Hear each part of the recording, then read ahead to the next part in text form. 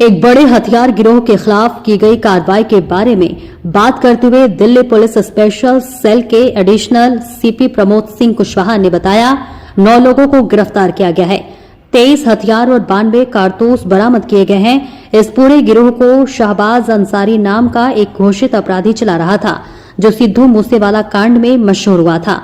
उसे पकड़ा गया और फिर वे विदेश भाग गया। उसके साथ उसका चाचा रेहान अंसारी भी है, जो मध्य पूर्व में कहीं छिपा हुआ है। दुबई उसका संदिग्ध ठिकाना है। ये दोनों मिलकर गिरोह चलाते हैं। ये हथियार 2 जगहों से आते हैं, एक पंजाब में ड्रोन के जरिए और दूसरा नेपाल से।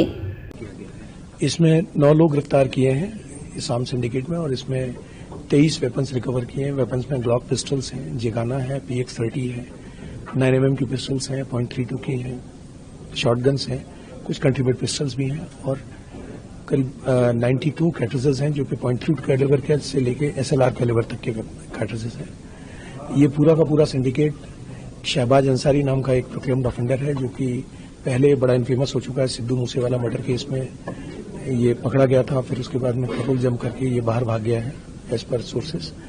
और इसके साथ इसका एक चाचा है रेहान अंसारी, जो कि मिडल ईस्ट में कहीं बैठा हुआ है। दुबई इसकी सस्पेक्टेड लोकेशन है, और इस शहर ये दोनों मिलकर चलाते हैं। और ये वेपन्स 2 जगह से आते हैं, जो अभी तक पता चला। एक पंजाब से थ्रू ड्रोन्स के थ्रू आते हैं, ये क्रॉस बॉर्डर ट्रैफिकिंग है इंटरनेशनल बॉर्डर पे। दूसरा ये नेपाल बॉर्डर से आते हैं।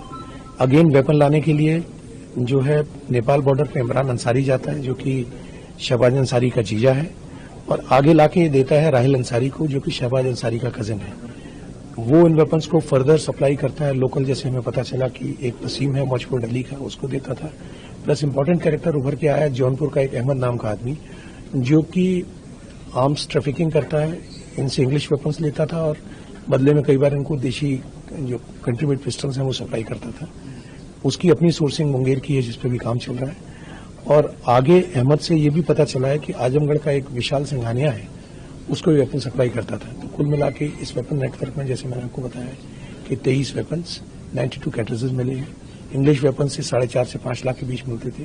और ये पूरा का पूरा नेटवर्क, जो कि शहबाज अंसारी और उसके क्लान के कुछ उसके अपने रिलेटिव्स हैं, वो लोग मिलकर चला रहे थे।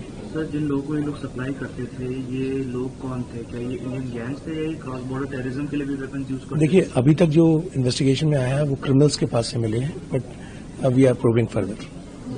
इसके अलावा सर, जैसे रिकवरीज हुई हैं, what further actions are we expecting? In terms of further actions, we are probing Punjab network, the network through which they brought things from Punjab. Plus, we are further probing some other weapons which have gone to other persons, and we are also looking at if these weapons have been used by organized crime syndicates or not. जिन लोगों को आपने बताया, जो लोग Dubai से operate कर रहे हैं, जो बांग्लादेश से ऑपरेट कर रहे हैं, क्या उन लोगों को एक्सट्राडिट करने की कोशिश? डेफिनेटली उनके टेलीसेलेक्टर्स लेके और थ्रू ऑथराइज्ड एजेंसीज हम उनको एक्सट्राडाइट करने की कोशिश करेंगे।